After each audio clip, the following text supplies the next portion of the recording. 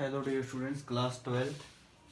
आज हम डाइलेक्ट्रिक्स के बारे में बात करेंगे। Dielectric, polar dielectric, non polar and dielectric polarisation. बहुत ही इंपॉर्टेंट टॉपिक है और इजीली आप सभी को समझ में आ जाएगा। ठीक है, फिजिक्स जो है ना, ये अपने आप में आपको पता था कलरफुल जो लाइट है, लाइट के अंदर हम 7 कलर्स के बारे में बात करते हैं, तो उसी टाइप से जो जिंदगी है ना, रंगीन है, एक टाइप से कलरफुल है। ठीक है, तो कलर फिल करते हैं आइए फिजिक्स के साथ, तो हम भी कलरफुल मार्कर का यूज करते हैं। ठीक है, कलर्ड मार्कर का। तो डाइलेक्ट्रिक जो है बेसिकली इसके बारे में बात करते हैं। डाइलेक्ट्रिक होता क्या है, किसको बोलते हैं डाइलेक्ट्रिक? तो डाइलेक्ट्रिक के बारे में समझते हैं। Dielectrics are those insulating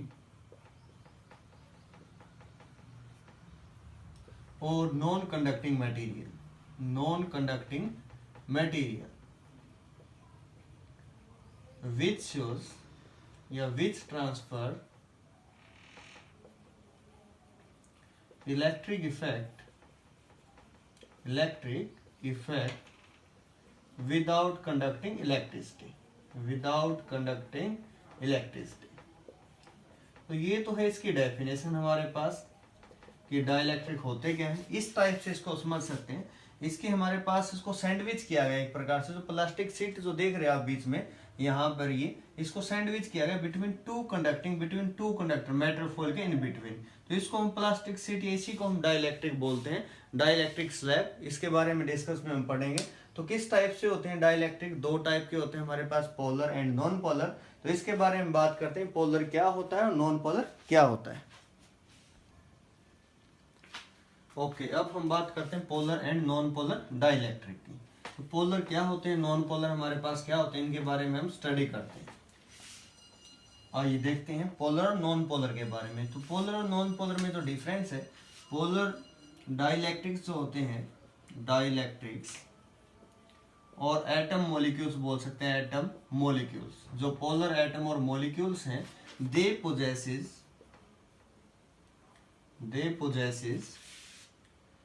permanent dipole moment in the absence of electric field also। Electric field जब तक अप्लाई नहीं करेंगे तब भी इनके अंदर क्या होता है, सम डाइपोल मोमेंट इनके अंदर ऑलरेडी हमारे पास पोजेस करते हैं, in the absence of electric field also। but net dipole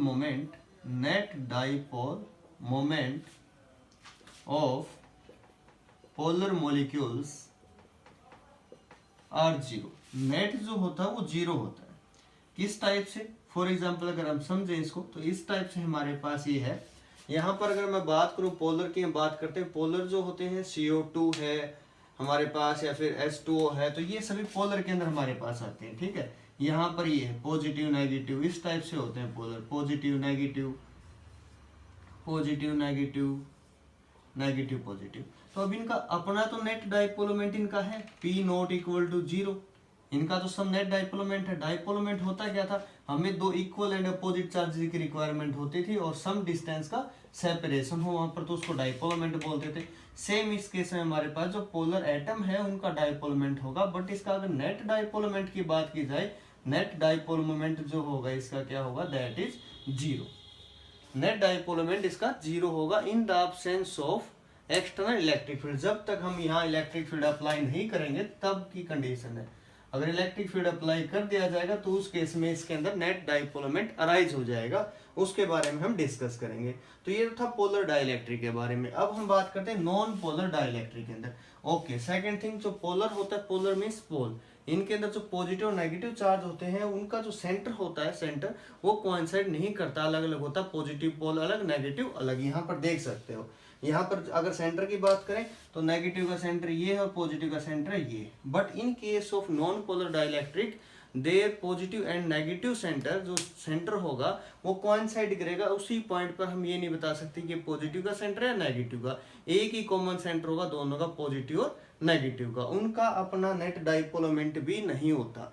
उनका अपना नेट डाइपोल मोमेंट भी क्या होता है, जीरो होता है हमारे पास, क्लियर। और नेट जीरो होगा और इंटरनल भी क्या होगा, एटम मॉलिक्यूल का जीरो होगा। तो इन सभी को क्या करते हैं, पोलराइज किया जाता है। पोलराइज कैसे करते हैं, एक्स्ट्रा इलेक्ट्रिक फील्ड में रखा जाता है, जिससे वो क्या करता है, एटम मॉलिक्यूल अलाइन हो जाते हैं एक डायरेक्शन में, जिससे क्या बनता है, नेट डाइपोल मोमेंट बनता है। उसके बारे में हम डिस्कस करते हैं कंटिन्यू। अब हम बात करते हैं डाइइलेक्ट्रिक पोलराइजेशन की। और जो नॉन पोलर जो होंगे, मीथेन है, ये इन्हीं के एग्जांपल है हमारे पास। जो मीथेन का एग्जांपल आएगा, ये जो एग्जांपल है N2 है, H2 है, ये सभी नॉन पोलर डाइइलेक्ट्रिक हमारे पास होंगे। अब हम बात करते हैं डाइइलेक्ट्रिक पोलराइजेशन की, डाइइलेक्ट्रिक पोलराइजेशन होता क्या है, किस टाइप से होगा। नॉन पोलर में कैसे होगा, पोलर में हम कैसे इंड्यूस करेंगे, कैसे पोलराइज करेंगे। डाइइलेक्ट्रिक पोलराइजेशन,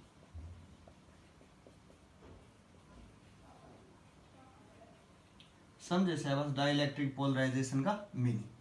जब किसी भी पोलर या नॉन पोलर में अगर बात करूं, फॉर एग्जांपल मैंने यहाँ पर ये स्लैब ली है इस टाइप से, अगर मैं यहाँ पोलर या नॉन पोलर की मैं बात करूं समझने के लिए, ताकि आप लोगों को क्लियर हो जाए। अगर मैं इसकी बात कर रहा हूँ, यहाँ पर मैंने एक्सटर्नल फील्ड अप्लाई किया हुआ है। एक्सटर्नल फील्ड जो है मेरे पास, फॉर एग्जाम्पल E0 है, वो इस डायरेक्शन में मैंने अप्लाई किया, E0।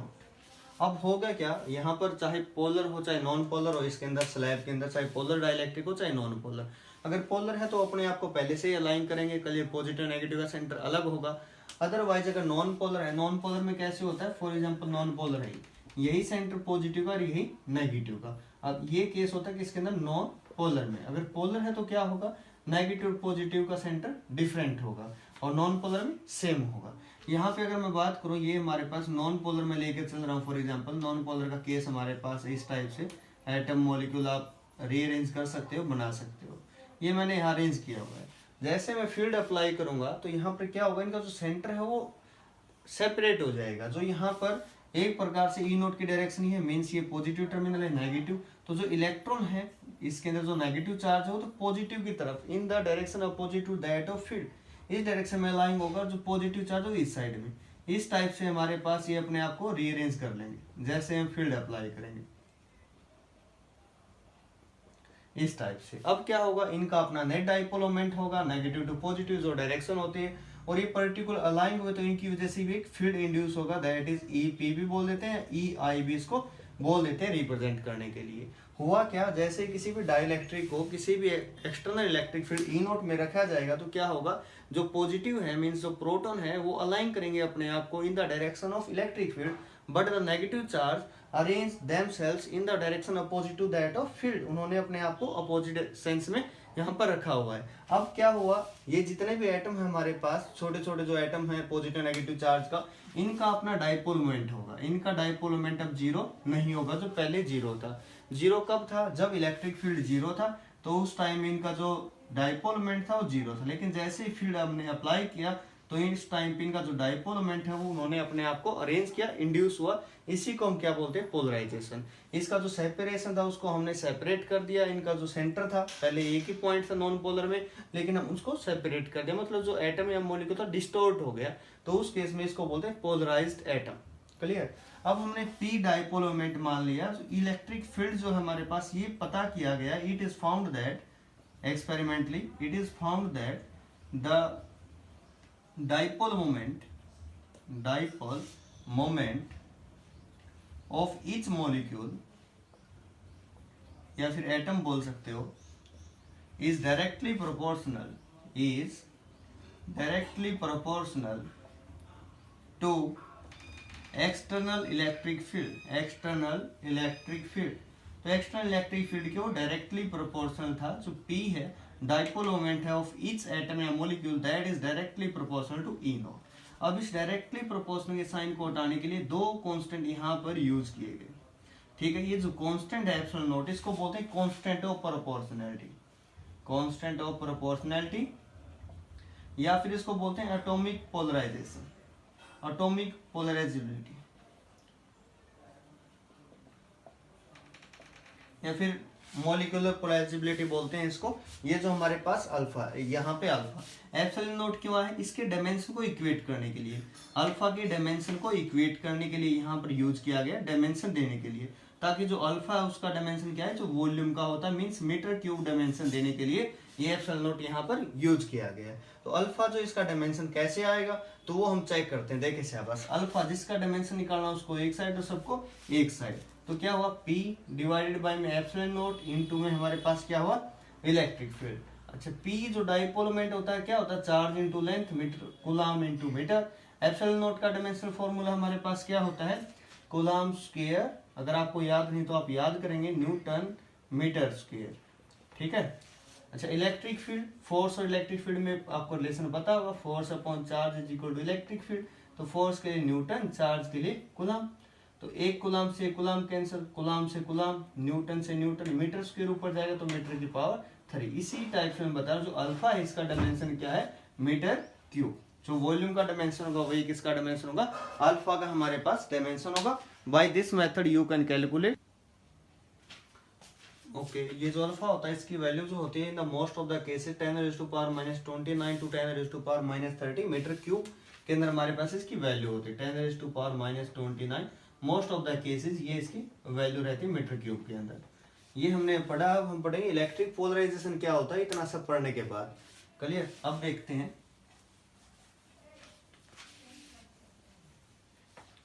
हमने ऐसा अज्यूम किया, suppose P be the dipole moment of each molecule।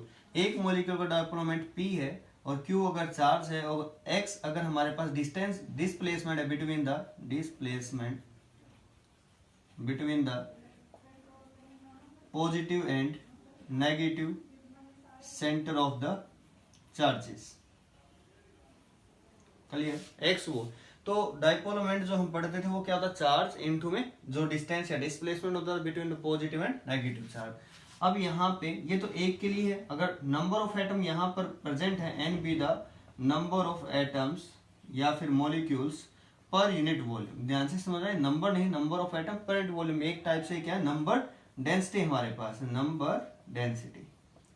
तो यहाँ से जो नेट होगा, P से मैंने उसको रिप्रेजेंट किया, that is equal to n into में P मीन्स n इंटू में Q इंटू में X। ये क्या हमारे पास डाइपोल मोमेंट नहीं है, जबकि क्या dipole moment per unit volume, dipole moment per unit volume, या फिर इसको बोलते हैं dipole moment density, dipole moment density. इतना इजी नहीं है ये समझना, तो इसको आप इजीली समझ सकते हो। एक दो बार रिवाइज करो तो आपको बिल्कुल अच्छे से हो जाएगा। या इसको बोलते हैं electric polarisation, electric polarisation, polarisation. इसकी यूनिट क्या होगी, यूनिट नंबर डेंसिटी है, नंबर की कोई यूनिट नहीं होती तो 1 बाय में वॉल्यूम मीटर क्यूब। चार्ज के लिए कूलम यूज करते हैं, मीटर, तो मीटर से मीटर कैंसिल, कूलम मीटर -2 जो होता है वो इसकी यूनिट होती है। ठीक है, ये था इलेक्ट्रिक पोलराइजेशन के बारे में। अब हम पढ़ते हैं इफेक्टिव इलेक्ट्रिक फील्ड जो है डाइलेक्ट्रिक के पास कितना है।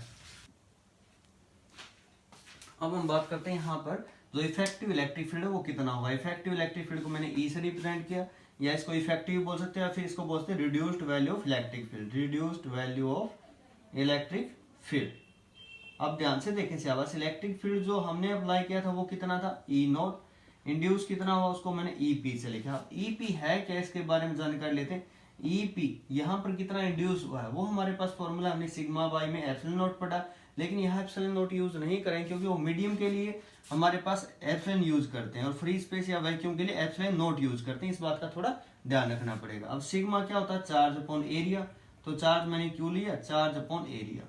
यहाँ पर डायरेक्ट नेक्स्ट स्टेप में अगर बुक से पढ़ोगे आप तो P बाई में एप्सिलॉन लिखा हुआ है। यहाँ पर एक्चुअल में हुआ क्या है इस बात को आपको समझने की कोशिश करनी है। ऊपर नीचे डिस्टेंस से मल्टीप्लाई किया, चार्ज इंटू डिस्टेंस हमारे पास क्या होता है, dipole moment, charge into distance dipole moment. और यहाँ डिस्टेंस इंटू डिस्टेंस से ऊपर नीचे मल्टीप्लाई करोगे तो एरिया इंटू डिस्टेंस क्या था, वॉल्यूम। और डाइपोल मोमेंट बाई में वॉल्यूम अभी पढ़ा हमने, dipole moment density that is represented by capital P. इसके अंदर बच्चे बहुत कंफ्यूज होते हैं क्योंकि एक कैपिटल है एक स्मॉल है, तो स्मॉल को तो डाइपोल मोमेंट लिखो, कैपिटल को डाइपोल मोमेंट डेंसिटी, या फिर इसको बोलते हैं इलेक्ट्रिक पोलराइजेशन। इलेक्ट्रिक पोलराइजेशन बोलो तो आपको अच्छे प्रकार से क्लियर हो जाएगा। इसको एक बार के लिए इक्वेशन नंबर 1 का नेम दो, ठीक है। उससे पहले हम एक टर्म पढ़ते हैं इलेक्ट्रिक ससेप्टिबिलिटी, उसके बारे में नॉलेज होगी तभी हम इसको पढ़ पाएंगे। मैं ऐसे एक बार के लिए रफ कर रहा हूं इसको।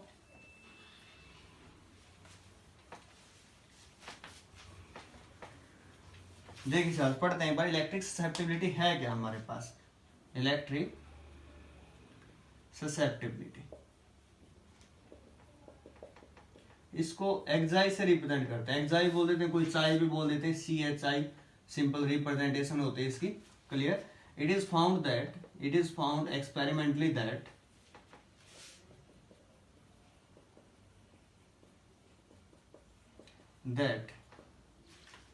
यहां पर हमारे पास जो डाइपोल पोलराइजेशन था, दैट इलेक्ट्रिक पोलराइजेशन, मैं यहां लिख रहा हूं electric polarisation is directly proportional to the reduced value of electric field, reduced value of electric field means क्या कहना चाह रहा है, जो E जो हमारे पास है उसके बारे में बात की गई है। जो dipole moment density capital P था, that is directly proportional to E, directly proportional आने के लिए कोई कांस्टेंट अप्लाई करना पड़ेगा, वो जो कांस्टेंट है एक्साई, एप्सिलॉन यूज किया गया इसके डायमेंशन को इक्वेट करने के लिए, पहले ही मैंने आपको बताया था। तो ये हमारे पास डाइपोल मोमेंट डेंसिटी की वैल्यू हुई, यहाँ हम वैल्यू पुट करते हैं, रिलेशन पे अपने आप आ जाएगी, E नॉट माइनस में आया था P बाई में epsilon, E is equal to E naught minus xi epsilon into में E डिवाइडेड बाई में एप्सिलॉन, इससे कैंसिल हुआ, E इज इक्वल टू हमारे पास जो यहाँ से वैल्यू आई है, इफेक्टिव जो होगा, इफेक्टिव इलेक्ट्रिक फील्ड, उसके बारे में बात करें, यहाँ पे E और माइनस का एप्सिलॉन E है तो इस साइड ले आएंगे, इसको प्लस का हो जाएगा, epsilon E is equal to E naught, common जा रहा है उसको कॉमन ले लो, 1 प्लस में E, 1 प्लस में xi is equal to E naught, E से यहाँ से डिवाइड कर दिया तो E naught by E is equal to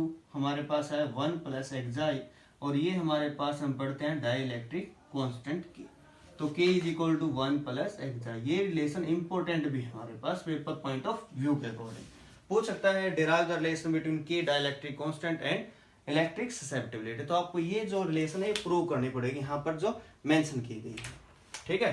तो ये हमारे पास वो रिजल्ट होगा, रिलेशन बिटवीन K एंड एक्साई।